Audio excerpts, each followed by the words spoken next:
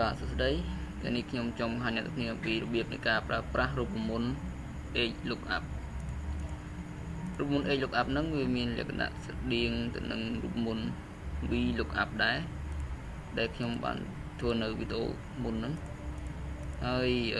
Edge Lookup ហ្នឹងមានន័យថាយើងចង់ស្វែងរកទិន្នន័យតាម row ណា horizontal រីឯ VLOOKUP យើងបានរកតាមវីដេអូមុនគឺយើងរកទិន្នន័យតាម vertical រកតាម column អញ្ចឹងនេះជាទិន្នន័យសង្ខេបរបស់ខ្ញុំមួយដែលខ្ញុំបានដកស្រង់ចេញមកគឺ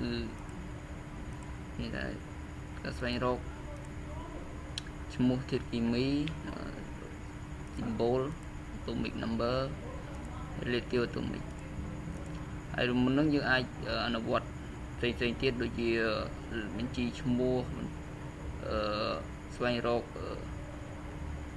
មុខវិជ្ជាបន្ទុកផ្សេងដែលមានលក្ខណៈទិន្នន័យជា row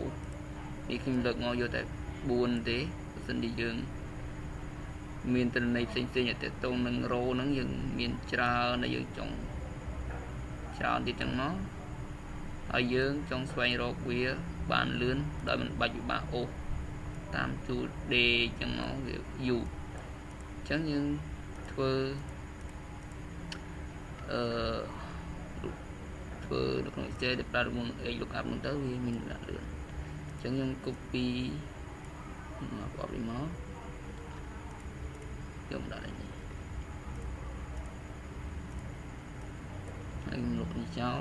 អញ្ចឹងយើងប្រើរូបមន្ត VLOOKUP ដើម្បីស្វែងរកទិន្នន័យដែលយើងចង់ដឹង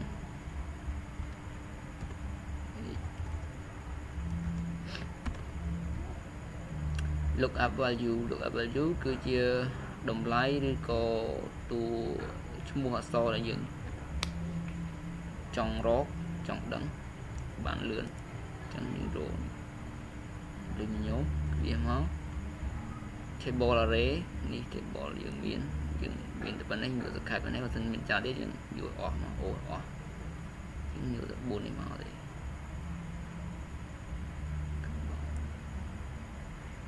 បៀ row index number នឹងមានន័យថាគឺជា row នៅក្នុងតារាងដែលយើងបាន select ហើយអ្វីដែលយើងចង់រកគឺ symbol អញ្ចឹងយើង select យើងវាយ row យើងជ្រើសយកលេខ2ព្រោះរាប់ពីលើមក1 2បៀ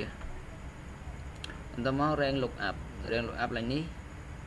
វាមាន true ហើយនឹង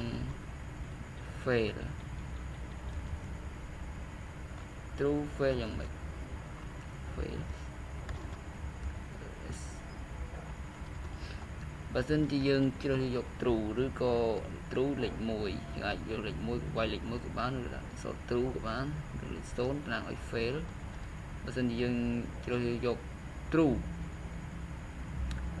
ន័យថាវាគិតមិ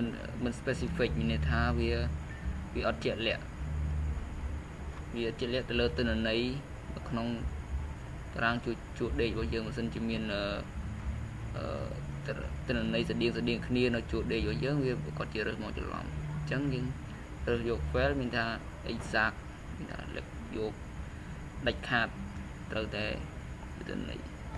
ប្រកាសមកមកចេញយើងអូសមកឲ្យពិបាកវាយរូបមន្តដែលចាំដល់យើងអូសចុងក្រោមយើងចេញអញ្ចឹងបើសិនជាយើងចង់ដឹងទិន្នន័យផ្សេងទៀតយើងគ្រាន់តែវាយនៅអ្វីដែលយើងចង់រកមកនៅកន្លែងនេះបើតែយើងចង់បានកាបូនធ្វើមកវានឹងចេញតម្លៃលេខ symbol ទៅយើងដល់យើងនឹងវាច់បាក់រកតាមជួរដេកមកយើងមានទិន្នន័យច្រើនហ្នឹងយើងបាក់រកនេះតិចនេះស្រួលមើលអញ្ចឹងប៉ុណ្ណឹងឯង